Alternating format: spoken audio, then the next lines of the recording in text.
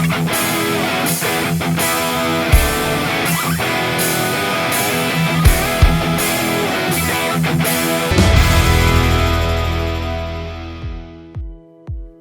teman-teman, selamat datang kembali di channel Aksi. Nah, di video ini seperti yang kalian lihat, ini adalah review dari body Range Rover Classic Gen 1 ya. Ini Range Rover Classic dengan 3 pintu, teman-teman. Nah, jadi body Range Rover ini punya temen gua. Ini punyanya Om Horas. Ya, kalau misalkan kalian sering main di daerah Bogor atau ya sekitaran Jakarta, mungkin kalian pernah ketemu sama dia. Kemarin dia pakai Vanquish dengan body Rubicon, dibikin di sini juga buat body post sama nyoak-nyoaknya. Terus dia pakai di Acar Cianjur, dan kemarin karena dia berubah pikiran, mungkin dia jadinya mau pakai body Range Rover yang 3 pintu ini, teman-teman. Nah, ini bodinya, penampakannya seperti ini, teman-teman.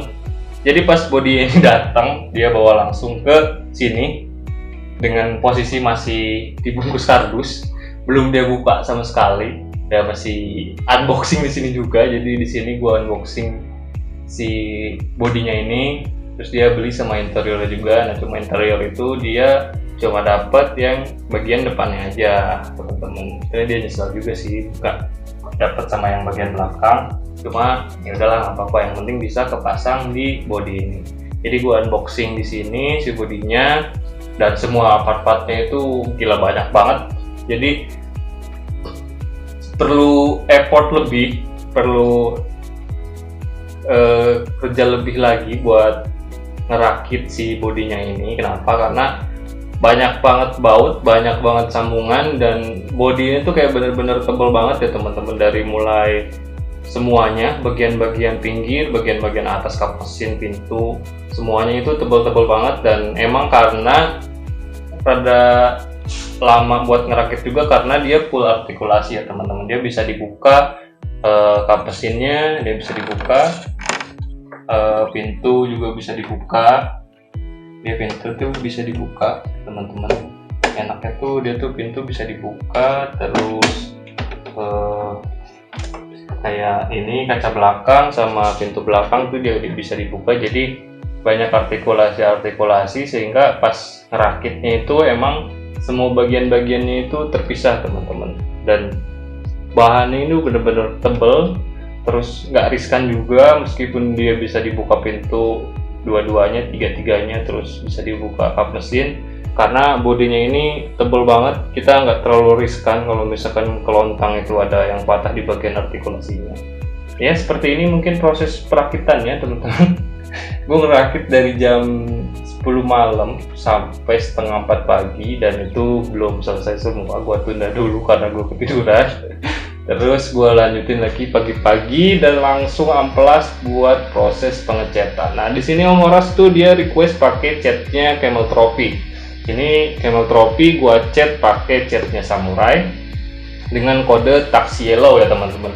Nah, di Taxi Yellow ini warnanya itu kayak bener-bener Camel Trophy banget. Meskipun kan kadang Camel Trophy itu ada yang dia udah dipadu dengan warna hitam-hitam yang rada buluk itu, terus ada yang pakai dog juga. Cuma di sini Om Horas pakai yang clear glossy biar kayak mobil baru keluar dari dalam katanya. Jadi mantap deh pokoknya. Ini pengecatan ini prosesnya ya lumayan lama ya, teman-teman. Tapi karena pengen cepet, nah jadi proses pengecatan cat pertama itu sampai ngelis itu yang hitam, ngemasking hitam ini itu sehari, teman-teman. Jadi gua cat, yang untungnya cuacanya sih mendukung. Gua cat sini semprot buat lapisan pertama warna kuning Camel Trophy-nya. Terus abis kering sekitar 6-7 jam atau 8 jam baru gua pasang lakban buat ngemasking si ini bagian-bagian hitamnya. Ini kan dia dari depan, terus belakang, samping dia hitam full, yang di tengahnya doang, yang atasnya dia itu warna kuning Camel Trophy. Nah, sini gua lakbanin semuanya biar nggak ada yang masuk ke dalam cat hitamnya. Jadi gua tuh pengen kalau misalkan cat itu dalamnya tuh bener-bener tetap bersih, nggak ada semprotan warna hitam dari luar gitu kan. Kita nyemprot otomatis kan bisa kena aja gitu yang dalam itu dari luar. Dan di sini alhamdulillah hasilnya sesuai keinginan gua. Ya, kalau ngecat itu sebenarnya butuh ketelitian sama butuh kesabaran juga kalau buat ngecat ya, makanya gue bilang ke si Om Horas kalau misalkan ngecat itu nggak bisa diburu-buru, tergantung cuaca dan kondisinya gitu. Jadi clearnya gue juga pakai dari Samurai ya dengan kode 128. Sebenarnya lebih bagus kalau misalkan mau glossy, lebih glossy lagi itu pakai K1K ya. Cuma harganya itu lebih mahal dibanding yang clear biasa kayak yang 128 itu. Dia K1K itu harganya sekitar 50.000 satu kalengnya. Ya jadi karena Om Horas juga nggak terlalu mau glossy, jadi gue saranin pakai yang 128 aja gitu. Nah terus ini udah semuanya dicat, di masking juga hitam. Habis itu gua rakit lagi karena kan pas gua cat sama pas gua masking itu dia belum kepasang pintu, belum kepasang kap mesin, belum kepasang pintu bagasi yang bagian belakang sama kaca belakangnya. Gua tempelin dulu semuanya baru gua clear habis itu. Nah, karena ini tuh lumayan sulit di bagian masang engsel. Kenapa? Karena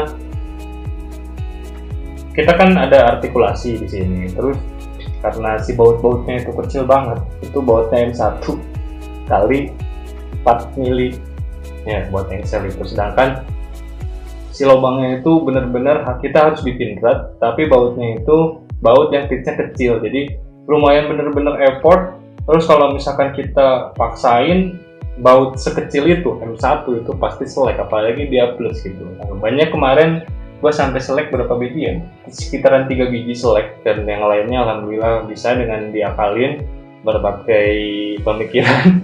Ya, alhamdulillah bisa kepasang ini sana dengan kuat.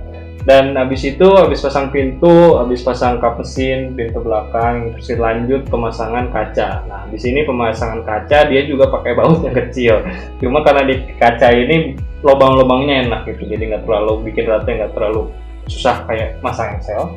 Ini kacanya udah bisa ditempel, dia dapat kaca depan, kaca samping, kiri, kanan itu dia keras ya. Nah cuma kalau kaca yang samping-samping sini kayak di pintu, terus di bagian belakang ini dia semacam Lexan ya si kacanya itu, jadi tipis kayak mika plastik yang ukuran 1 mili itu yang tipis. Nah dia kayak kacanya tuh seperti itu. Gua nggak tahu, nggak paham juga kenapa dia kasih kaca seperti itu. Mungkin karena list si pintunya kecil kali ya, jadi dia nggak bisa ngasih kaca yang rada tebal gitu. Cuma bisa diganti pakai akrilik, cuma Om Horas katanya ya udah pakai ini aja. Ya udah, kita nurut ke ownernya aja. Habis itu, oh iya lupa. Jadi sebelum gua clear ini pas udah pasang-pasang semuanya, udah gua rakit. Nah kita pasang body post dulu. Nah kita pasang body post dulu yang tadi gua bilang ini fit banget buat SCX dan keluarganya. Jadi ini fit banget di sasis, terus kita tinggal baut ke atasnya ini aja, tinggal masuk nanti di bagian dalam. Nah terus habis itu, jadi di sini kalian bisa lihat ada stiker ini adalah water decal, Om Horas beli dan harganya itu lumayan. Terus emang benar-benar harus hati-hati ya masang water decal ini karena dia sekali jadi, kalau udah nempel ya sudah gitu. Cuma enaknya kalau water decal itu bisa digeser-geser, nggak seperti cutting stiker ya. Nah buat yang di depan ini dia cutting stiker dari CCHand. Kalian tahu sendiri kalau CCHand itu harganya lumayan, buat stiker aja itu bisa berapa? Bisa 100.000 lebih buat stiker Range Rover. Ini tulisan Range Rover ini CCHand. Nah, terus di sini kita pasang dashboardnya dulu. Dashboardnya kita pasang langsung di sini, terus nanti joknya itu dia nempel. Karena si Om Horas itu nggak dapet ini ya, nggak dapet tatakan buat joknya itu karena harus custom katanya. Jadi akalinnya ya udah kursi taruh di side bed.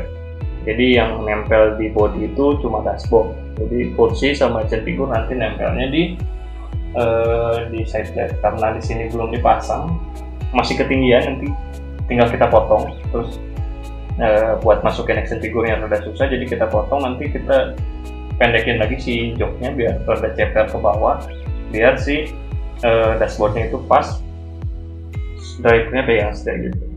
Habis itu habis ngecat, nge-clear semuanya, udah selesai, ngerakit juga, ngefitting di sasisnya udah. Habis itu kita pakai roof rack di sini. Di sini roof racknya itu cakep juga teman-teman. Di sini roof racknya itu nggak ada bulat-bulatnya, ini kotak kayak bagus itu slide gitu. Terus di sini karena si bodinya ini agak miring ke bawah, nah jadi di sini gua kalian buat bikin lubang 2 di bagian roof racknya.